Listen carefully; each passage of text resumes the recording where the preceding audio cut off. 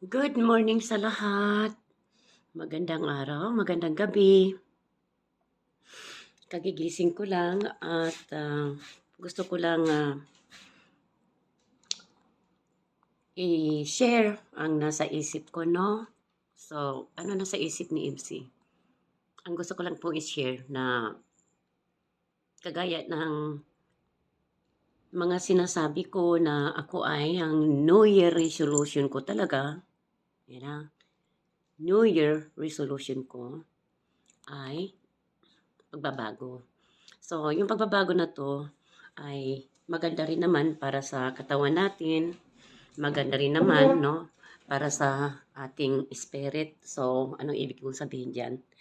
Ang ginawa ko, guys, nagdesisyon ako mag-unsub, mag-unsub sa napakarami po akong ina-unsub. Para sa gayon, ay hindi ko na makikita ang mga negatibong mga reaction. Kasi ako kasing tao na 'pag nakakita ako ng mga negatibo na nakikita kong may mali, hindi ko maiwasan na magsalita bilang ugali ko ay defender 'no, sa tama. Pero ayan tawag dito, nagpe-pray talaga ako. Araw-araw nagpe-pray ako na gabayan ako ng Diyos, samahan ako sa mga desisyon na gagawin ko. At bigyan niya ako ng basbasan ba niya ako 'no. So dito, ang desisyon ko ay mag-unsub para maiwasan ko ang makakakita ng mga taong nagkakamali na ayaw mareaksyonan, ayaw ayaw mapag-usapan. So gusto kong tuldukan na 'yan 'no, tuldukan ko 'yan. At dito na lang ako mag-focus dito sa Rochelle community kay Dudong at Langga 'no, dito sa Kalangga. May views man tayo o wala, okey lang 'yun dahil at least mapayapa naman ang isip ko, payapa ang puso ko 'no. At ako lubos na lubos akong nagpapasalamat talaga sa mga Kalangga na sumuporta sa akin. Malaki man o maliit 'no, para sa akin napakalaki po kahit maliit ang views natin, napakalaking bagay 'yun. Naramdaman ko sobrang talagang ramdam na ramdam ko pagmamahal ng mga Kalangga sa akin at todo ang suporta po. So, ibibigay ko ang lahat na meron akong, ibig sabihin kakayanan 'no, ibibigay ko po 'yan. Gusto ko na lang kasing tuluyan iwanan ang magulong mundo. Magulong mundo. Gusto ko ng payapang community at dito nga nakikita ko nga 'no, ang community ni Ruel of Malalag at Langga Richelle ay payapa at bagay sa akin dahil tayo naman, tumatanda na 'no. Wala ng silbi yung makipag-awayan tayo bilang mga edad natin na ganito na, wala ng silbi 'yan. At gusto kong tuldukan 'no, ang, issue ng Kalingap, kay Bal, 'yan. Gusto kong tuldukan. Gusto kong, magkaroon ng tawag nito, peace of mind. Ayun, peace of mind. Kasi ang tanda-tanda ko na 'no, tanda-tanda ko na. Gusto ko ng, magpahinga diyan sa magulong mundo kasi alam niyo guys, ang mundo ko bago ako naging YouTuber, grabe yung wala pa akong alam dito sa YouTube, peaceful ang buhay ko. At gusto kong ibalik yung, peacefulness na yon sa buhay ko 'no. At manatili na lang akong nandito, suporta na lang, ah, magrereaksyon dito sa mga proyekto ni Dudong, at, yung mga proyekto ng mga Raw Boys. So, hayaan niyo guys 'no, at, huling ano ko na yung live ko kagabi, basta nailabas ko na lahat ang nasa loob ko.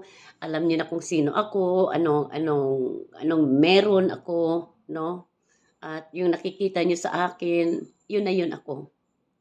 Ako na yun. Gusto ko lang talagang tuldukan na. Mamamahinga ako diyan at, sila-sila na lang 'no. Kaya nga napagdesisyonan ko na mag-unsub para maiwasan ko makita yung mga negatibo.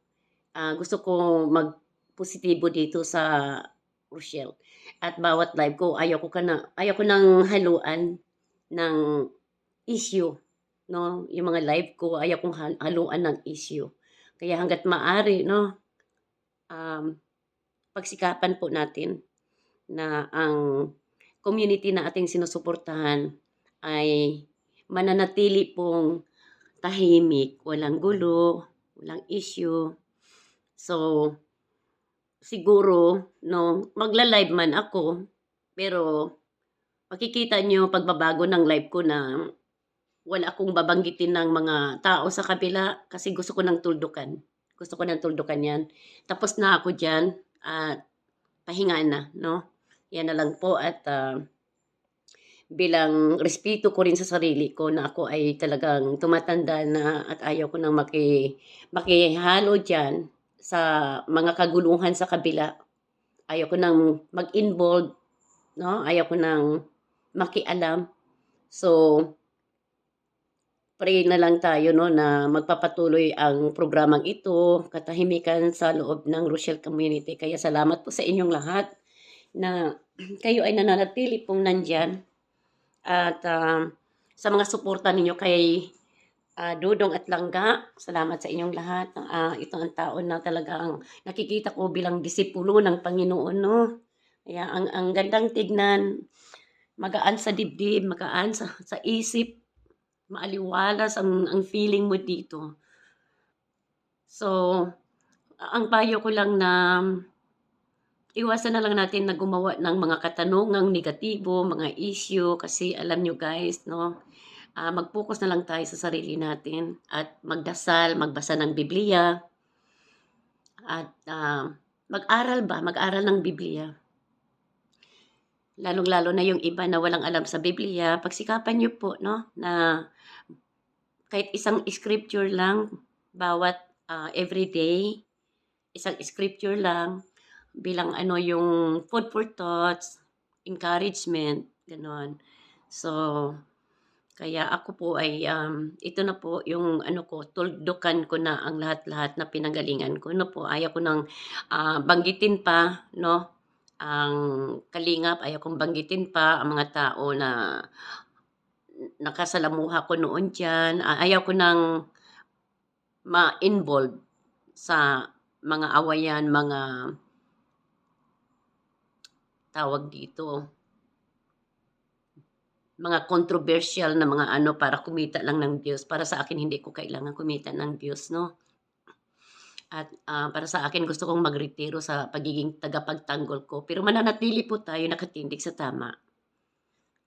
'Yun lang naman po ang gusto ko na 'pag may mali 'no, mamamayo na lang tayo, hindi tayo 'wag na tayong ano tawag dito, 'wag na tayong ano bang ibig sabihin, 'wag nating pagalitan, ayun. 'Wag nating pagalitan yung taong nagkakamali, kundi payuhan na lang natin bilang tayo ay dapat tularan bilang may edad na po 'no, gaya ko. At 'yan ang gusto kong baguhin itong taon na 'to. 'Di ba nabanggit ko 'yan noon na hindi ko na itatalakay 'no, ang kalingap. Hindi ko na itatalakay po 'yan at gusto ko mag-focus na lang talaga ako dito.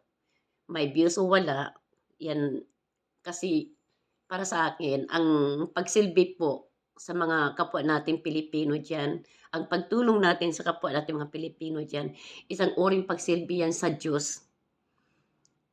Kagaya ng ginagawa ninyong mga suporta sa kay Dudong Ruel, kay Langga, Richelle, sa mga Raw Boys 'no, sila sa Alex Librada, Kuya Victor, Aguilang Bukid, sa akin, yung mga sumuporta 'no, ah, yun ay isang uring pag, pugay, pagsuporta rin sa Panginoon dahil kung kikita naman po kami dito sa YouTube, um, kahit papaano yung iba diyan binibigay 'no, gaya ko binibigay ko. So, isang serbisyo 'yan na kailangan natin pagtuunan na ito'y ginagawa natin para po, matuwa naman si Lord sa atin, 'di ba? Huwag natin nang gamitin ang ating mga views dito na hindi po galing sa maka-Diyos na pamamaraan, gano'n 'yon. Kasi kung hindi galing sa makadiyos na pamamaraan, mamalasin tayo niyan guys, hindi tayo biyayaan ng Panginoon. So, yun na lang 'no. Gusto kong tahimik na ang buhay ko, gusto kong, magkaroon na lang ng peace of mind na maganda bawat life ko, maganda ang kalabasan, walang issue, walang nai-stress, imbes magtatawanan na lang tayo. Salamat sa mga kalangga supporter 'no, at lalong-lalo na salamat sa mga Kanuli Team International, Team Lumot na nandiyan 'no, nakasuporta parati. Kayong lahat, hindi ko kayo maisa-isa, kaya mahal na mahal kayo ni MC, lalong-lalo ng ating mga OFW na pirmi ko pong pinagdarasal. Ako po nagpapatawad po 'no, sa mga taong, nagkamali sa akin, sa mga taong, galit sa akin, pinapatawad ko po ng buong puso 'yan. Alam ni Lord 'yan, pinapatawad ko po 'no. Okey lang po kung hindi nila ako patawarin, ibibigay ko na lahat 'yang, kay Lord 'no. Lahat, lahat ibibigay ko kay Lord. Total surrender ako kay God. Kaya pasalamat tayo dito kay Dudong na nagsusumikap 'no, at si Langga naka-focus sa pag-aaral at ng mga suporta naman ni Langga nandiyan naman si Tatay Rizza 'no, sila si, Daddy Donut at marami pa. Lalong-lalo na sa mga sponsors dito sa Rochelle Community, thank you very much. Salamat po sa inyong mga suporta sa walang tigil na pagmamahal po dito sa Maglangga. God bless sa inyong lahat. I love you all.